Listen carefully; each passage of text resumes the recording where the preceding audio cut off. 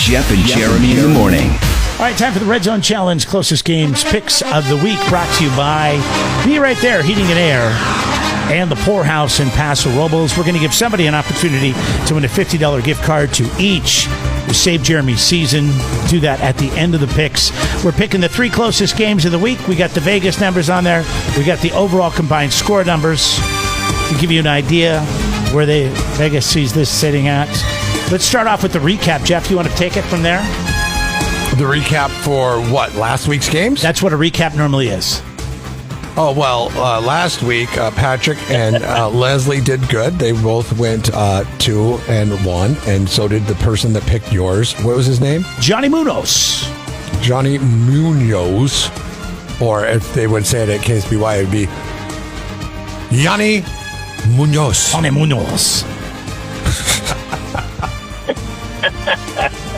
Are you? Hey, you're Patrick. You're a Silva. You're Portuguese. Yes. You're Portuguese, right? Portuguese Silva, yes. Do you say Portuguese or Portuguese? Portuguese. No. Portuguese. Yeah, that's a funny one. I've heard it both ways. Which do you prefer? I've heard it both ways. Just Portuguese. Okay. All Say right. it fast. Portuguese. The faster you say it, the less things. Portuguese. Portuguese. Yeah. Portuguese. Portuguese. Geese. All right, let's get to the picks then. I'll be throwing out Leslie's picks. She couldn't be with us today. We'll start with her. And Wait, no. Let's go in the order in which we should go in. well, no, the and that problem would be- is if she's not here, you and I have already seen her picks. Patrick needs to know her picks as well. But Patrick should be going first, so he should be throwing them out there and not have the ability to play gamesmanship. But she didn't show up, so it's kind of like a forfeiture. So you're right. We've already seen You're them. right. So You're yeah, right. yeah. You're So right. You're she's right. going to pick the Commanders. Pittsburgh traveling out to Commanders. The Commanders at home, a 3-point advantage over the Steelers. Who do you like? Leslie's got Washington. Patrick, who you like? Yes, sir. This is a tough one. I'm actually a pretty good fan of both teams. They both have been playing really good football. I'm going to go with the underdog here. I'm going to go with Pittsburgh plus the point. I think their defense is pretty amazing. I don't think Washington has seen a defense quite like Pittsburgh this year. And I'm going to take the points. I'm going to take Pittsburgh Steelers on the road. I think if there's one thing that TJ Watt likes, it's quarterbacks with questionable ribs. he feasts on those as if it's barbecue time.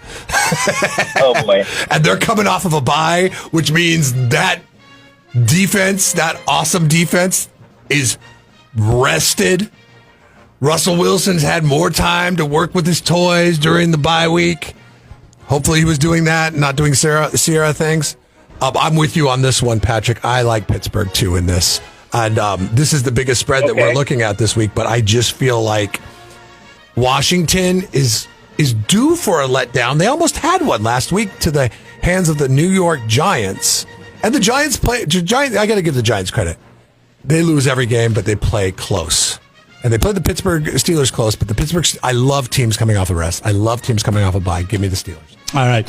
Next up, the Jets travel out west to take on the Arizona Cardinals. Arizona home, 1-point favorite. Leslie is going with Arizona. Patrick, who do you like?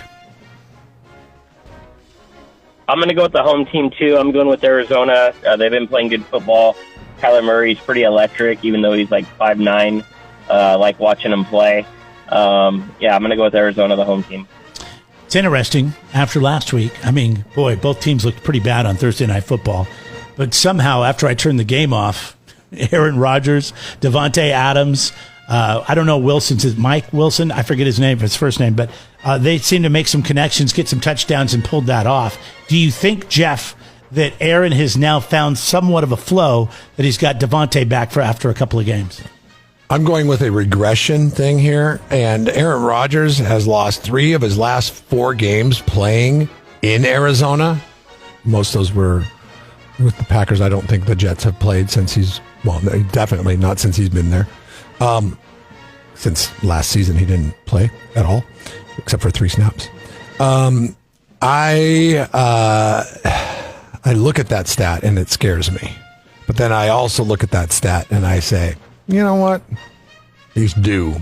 He's due for a win against the Cardinals. And I feel like the Cardinals, these last 3 victories for the Cardinals, have been these weird, fluky. Last week was not. They dominated last week, and I think the Chicago Bears coaching staff is on their way out. I think they've lost the team altogether.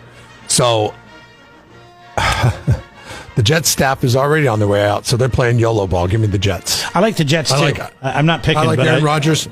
I like Aaron Rodgers and YOLO ball and the Jets on this one, and they got a good defense. The Jets do. All right, and my picks will be coming in from you. Save Jeremy's season. That's the second game you're going to pick. New York traveling out to Arizona to take on the Cardinals. Jets Cardinals. Final matchup: Miami out to Los Angeles to take on the Rams. Rams at home, 2.5-point favorite after just barely beating the Seahawks in overtime last week. Leslie's going. Do you want to stay out of the game? Week. Patrick, do you want to? Yeah, Leslie's going to take the home team. Yeah, on that she's one? got the Rams. Okay, you want to stay out of the game on this one, Patrick? You're definitely the stat guy and do some research, and I like that. Go ahead and give me the stat of the day. What do you think of the Dolphins and the Rams have met 14 times in the history of the two franchises? What do you think the all-time record is between these two teams? Based on that intro, it has to be 7-7. And this is the tiebreaker game. No.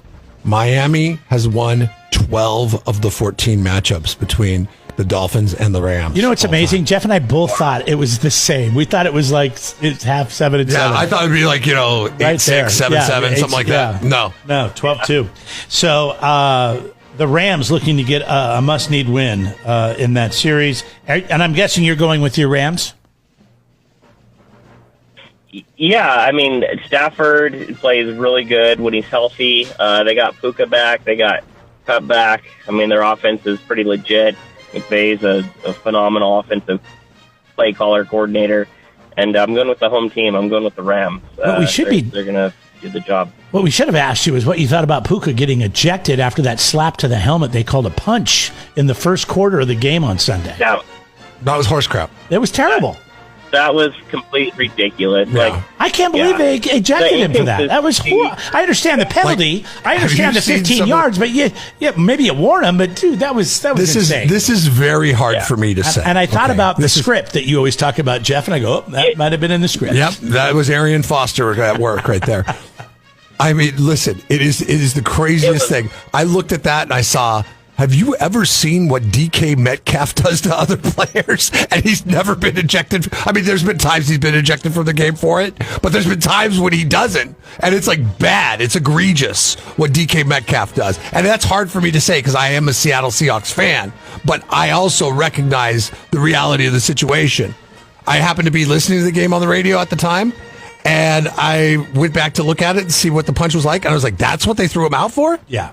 It's a joke. Crazy. What do you like in this matchup? That being said, it was not a punch. No. It was not a punch. No. We've seen way worse. Puka Nacua is like one of the nicest guys like in the NFL. Right. And the other funny thing is like they say throw a punch, like they're wearing football helmets. Right.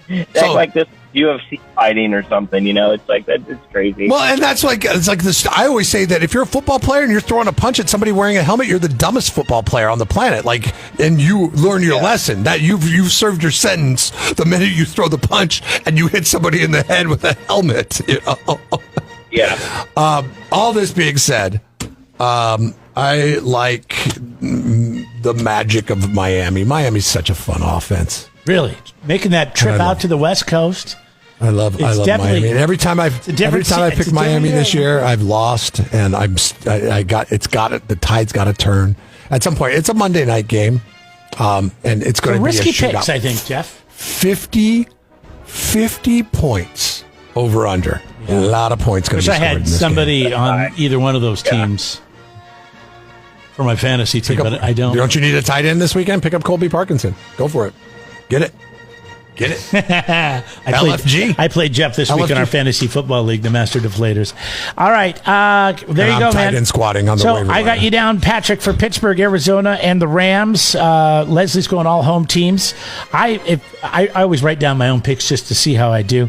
I'm going Washington, Jets, and Rams, even though that Perfect doesn't fence. count. This is the perfect Jeremy fence sitting move.